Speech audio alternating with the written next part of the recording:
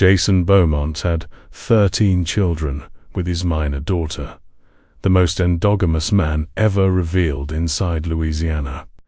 A story as disturbing as it is real, involving generations of isolation and family practices that challenge human nature itself.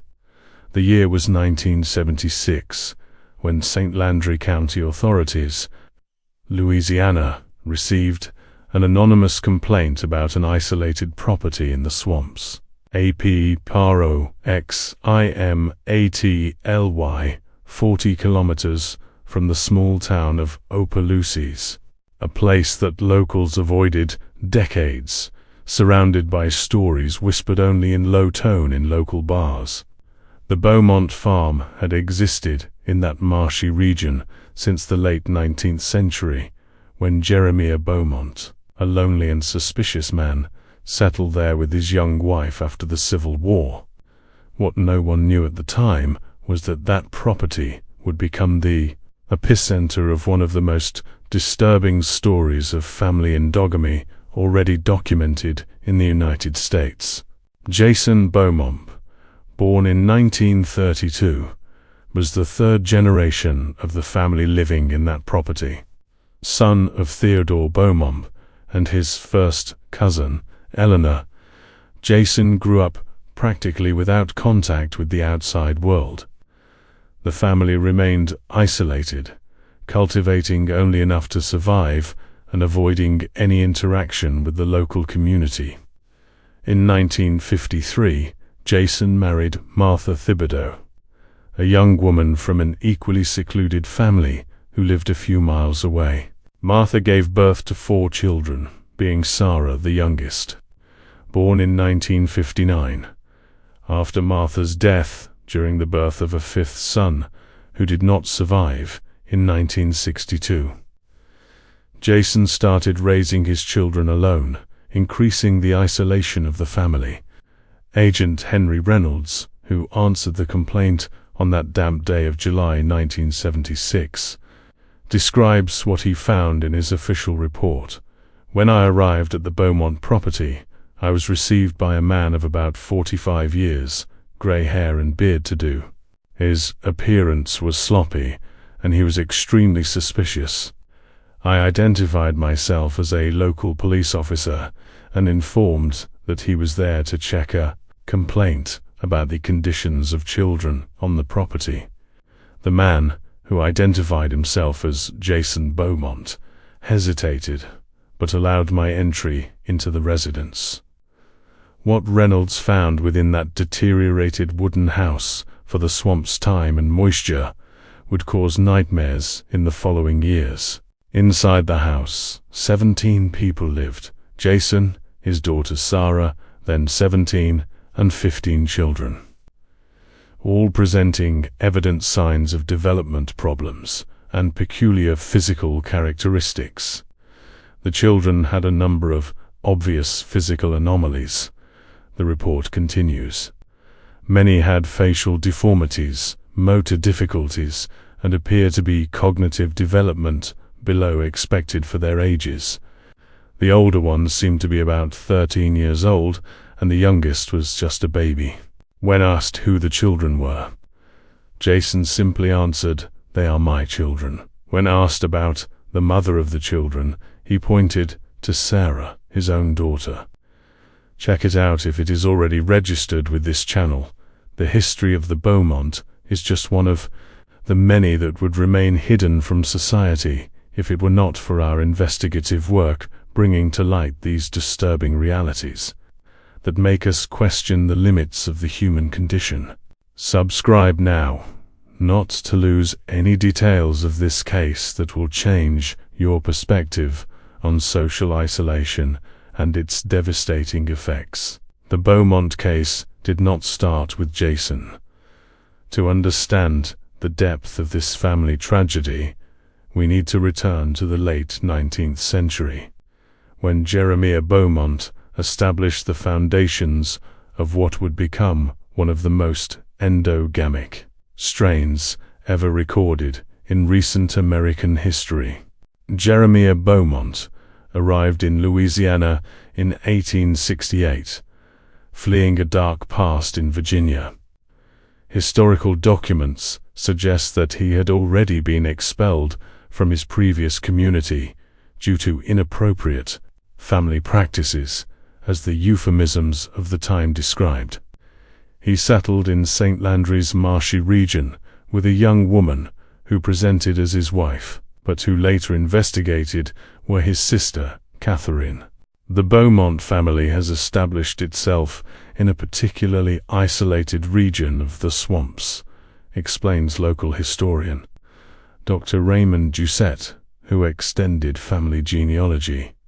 At that time, it was not uncommon for families to live in relative isolation in the rural areas of Louisiana.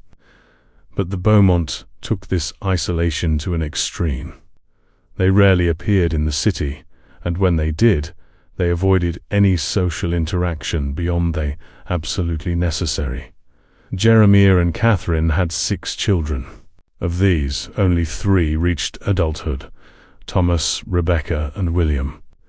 Parish records show that in 1890, Thomas married his sister Rebecca at a ceremony held by Jeremiah himself, which it cited distorted biblical passages to justify the union. From this marriage were born 4 children, including Theodore, Jason's father. Theodore in turn married his cousin Eleanor, daughter of William. The couple had 3 children, Jason, Marie, and Robert. Marie died as a child due to congenital heart complications, while Robert had serious cognitive and physical limitations, common characteristics in advanced cases of endogamy. What we see in the Beaumont family is a consistent pattern of consanguineous marriages over at least 4 generations, explains Dr. Elaine Moreau, a geneticist at the University of Louisiana. When close relatives have children, the likelihood of harmful recessive genes drastically increases.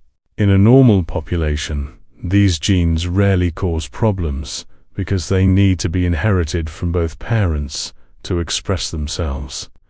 However, in families with a high degree of consanguinity, this probability increases exponentially with each generation. Dr. Moreau continues, "What makes the Beaumont case particularly tragic is that we are not just talking about an isolated case of endogamy, but of a systematic practice over several generations." Jason's coefficient of consanguinity was already extremely high due to family history, and his children with Sarah represents one of the most extreme cases of documented endogamy. When Jason took control of property after his parents' death in a 1952 fire, he already carried the weight of generations of isolation and endogamic practices. His marriage to Martha Thibodeau, although not with a well-known direct relative, occurred within an extremely limited social circle. Subsequent investigations would suggest that the Thibodeau family possibly had ties far from the Beaumont, making the coefficient of consanguinity even more complex. The 4 sons of Jason and Martha's marriage, Michael, John, Emma, and Sarah, already showed signs of genetic problems. Michael had a deformity in the spine that gave him a hunchy appearance. John suffered from a form of dwarfism and limited cognitive development. Emma had severe vision problems, being practically blind at 10 years. Sarah, born in 1959, was the one that appeared to the least obvious physical problems, although later medical reports indicated that she suffered a slight cognitive retardation and had an extreme docility and inability to contest, characteristics that would become fatally relevant in the following years. In 1962, when Martha died during delivery, the Beaumont family became even more isolated. Jason, in mourning and with 4 young children to raise, almost completely withdrawn from any contact with the outside world.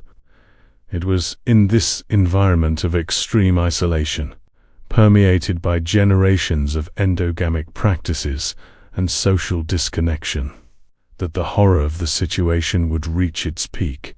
The beginning of the improper relationship between Jason and his daughter Sarah remains hazy in the official records, but the testimonials collected during the investigation suggest that he began around 1973, when Sarah was about 14 years old. Michael and John, Sarah's older brothers, had left the property a few years earlier, Michael to work on oil platforms in the Gulf of Mexico, and John to live with an isolated religious community that accepted their limitations. Emma, almost completely blind, depended entirely on her father and sister to survive, according to her testimony provided years later to social workers. She knew something was wrong, but her dependence and isolation imposed by Jason made any intervention impossible. The first child of the relationship between Jason and Sarah was born in 1974, when she was only 15 years old. For the next 3 years, she would give birth to 3 more children, all presenting severe development problems. When the authorities intervened in 1976, Sarah was again pregnant. What we found in this property was the result of generations of isolation and endogamic practices taken to the extreme, explains forensic psychologist Dr. Catherine Larompe, who worked in the case. Jason Beaumont grew in an environment where normal borders between family relations had been completely distorted. For him, behavior was not deviant, it was simply the continuation of a family standard. One of the most disturbing discoveries of the investigation was the diaries held by Jason, who revealed a profoundly distorted worldview based on a mixture of superstitions, extremely peculiar religious interpretations, and pseudo-scientific notions on purification of family blood. At a 1973 entrance, he wrote, "Beaumont's blood is special. We have to keep it pure. The world outside is contaminated. Sarah understands that now. You who are watching, leave us with awe. Social isolation can lead to the destruction of an entire family." This phrase reflects the tragedy that we are witnessing in this story. It makes us reflect on the importance of healthy social ties for human development.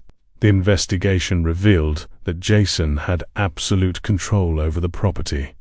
A high fence surrounded the perimeter, and the few neighbors who tried to approach over the years were received with hostility and threats. The nearest house was more than 4 kilometers away, and the family rarely went to the city.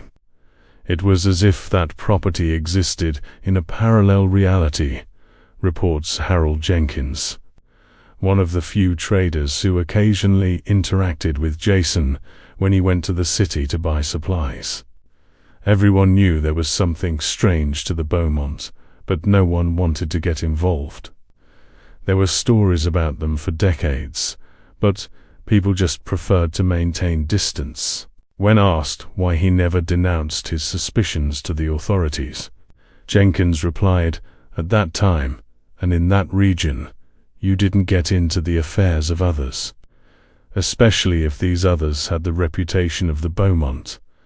As children born of the relationship between Jason and Sarah came to the world, the genetic effects of extreme consanguinity became increasingly evident.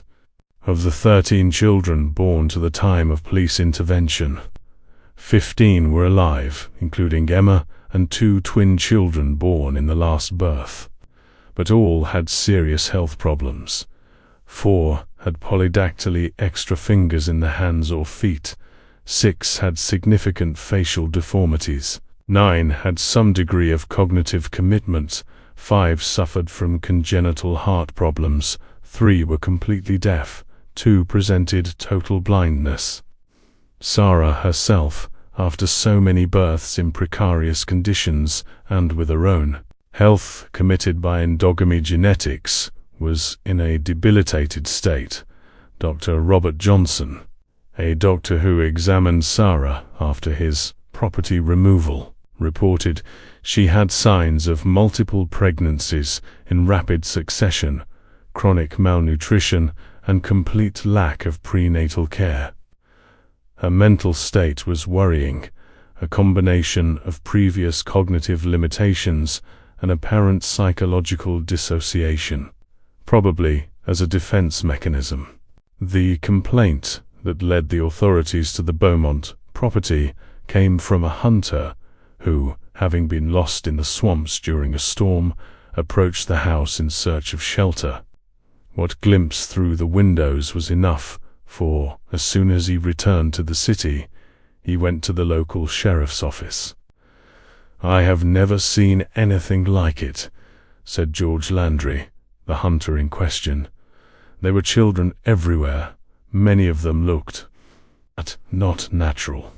It was like being in another world, a place where something had been terribly wrong." When Agent Reynolds hit the property on July 1976, he began the dismantling of a horror cycle that had endured for generations.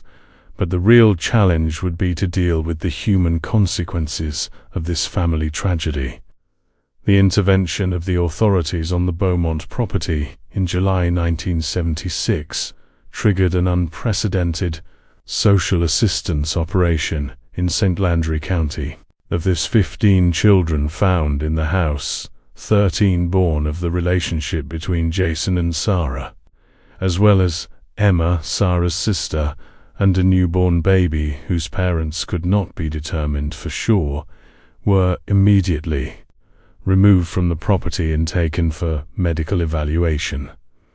Dr. Thomas Williams, a pediatrician who coordinated initial care, described the situation as the most extreme case of medical neglect and genetic damage to consanguinity he had already found in his 30 years of career.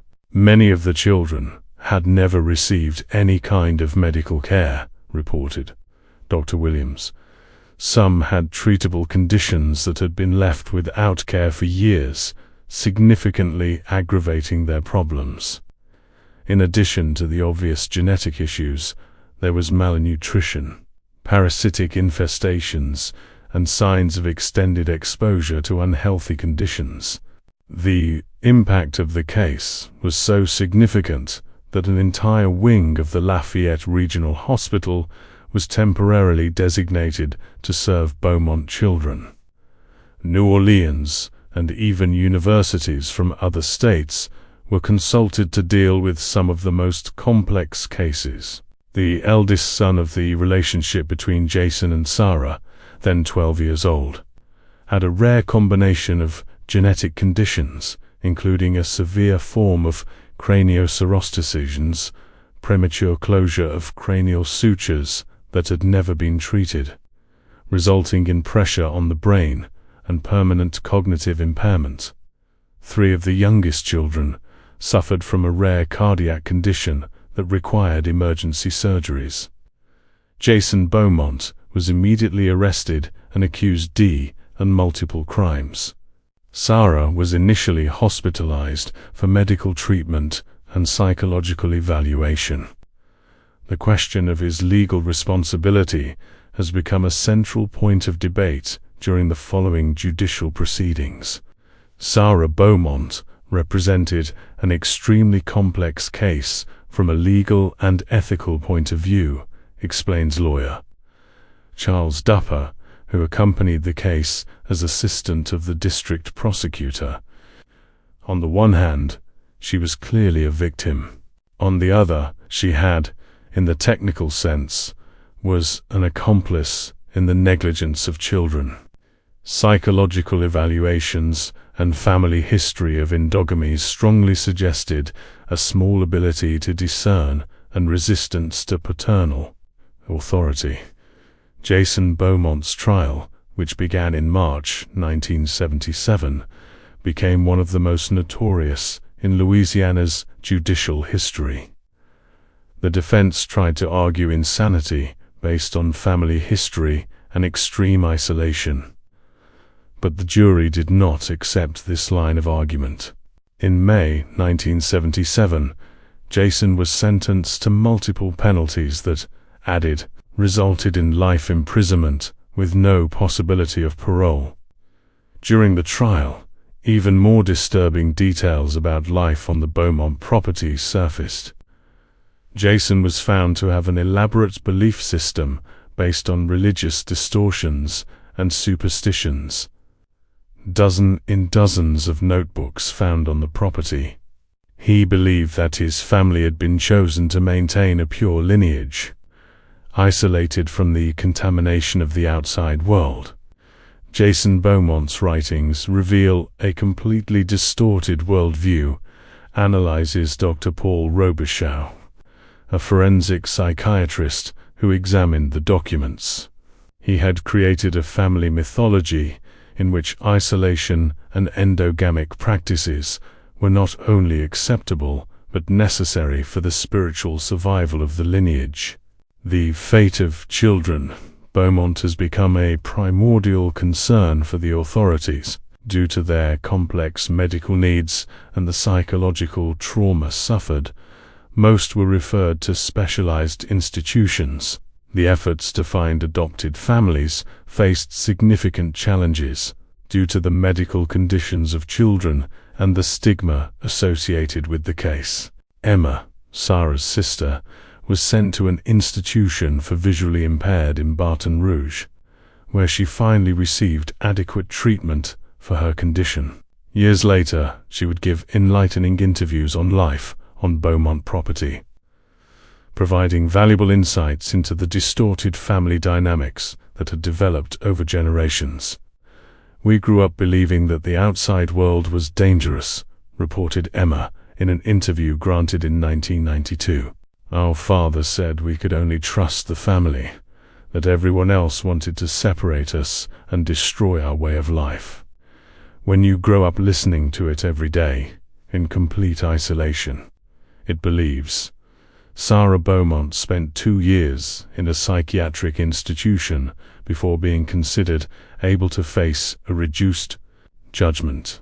In addition to her condition as a victim and psychological assessments that confirmed her limited ability to resist paternal authority, she received a suspended sentence and was sent to a supervised rehabilitation program. In 1985, 80 years after the trial, a team of geneticists at the University of Tulane published a detailed study on the genetic standards of the Beaumont family, which became a reference in the scientific literature on the effects of extreme consanguinity. The Beaumont case represents one of the most extreme examples of multi-generational endogamy already documented in modern medical literature, wrote Dr. James Monroe, the main author of the study. The coefficient of consanguinity of Jason and Sarah's children significantly exceeded any other previously reported case, resulting in an almost catastrophic expression of deleterious recessive characteristics.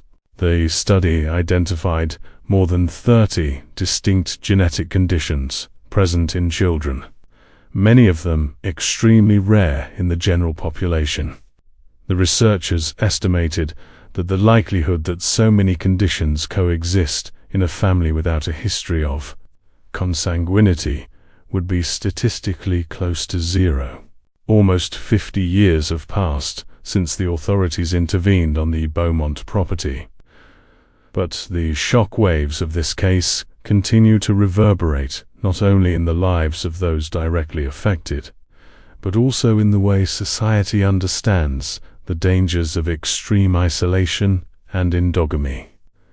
Jason Beaumont died in prison in 1989 at the age of 57, without ever showing repentance or understanding of the severity of his actions.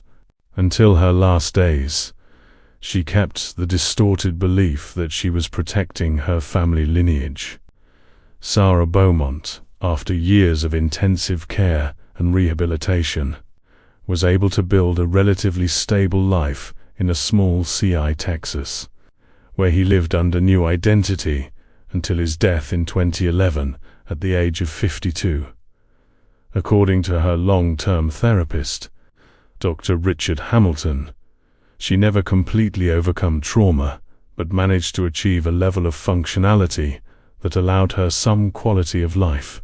Sarah's case exemplifies both resilience and limitations of psychological recovery after extreme trauma, explained Dr. Hamilton in an academic article published with Sarah's posthumous permission. She was able to develop healthy relationships and even work as a volunteer in victim support programs. But the emotional and cognitive scars of isolation and abuse during her training years remained evident until the end. Of the 15 children found on the property in 1976, only 9 survived to adulthood. Complex medical conditions, combined with the psychological damage of extreme isolation, resulted in challenging predictions for the majority. Thomas, one of the youngest children, who was only 2 years old when he was rescued, became an advocate for the rights of children in vulnerable situations. Despite their own physical limitations, including severe scoliosis and congenital heart problems, he has obtained training in social work and dedicated his life to preventing stories like his own repeated. What happened to my family was not just the result of the actions of a disturbed man, said Thomas in a rare interview granted in 2018. It was the culmination of generations of isolation, inadequate education and cultural distortions that allowed destructive patterns to be normalized. Endogamy was only the most evident symptom of a much deeper problem. Beaumont property, abandoned after police intervention, was completely consumed by a fire in 1980. Some local residents claim that the fire was deliberately caused to clean the site of their disturbing associations.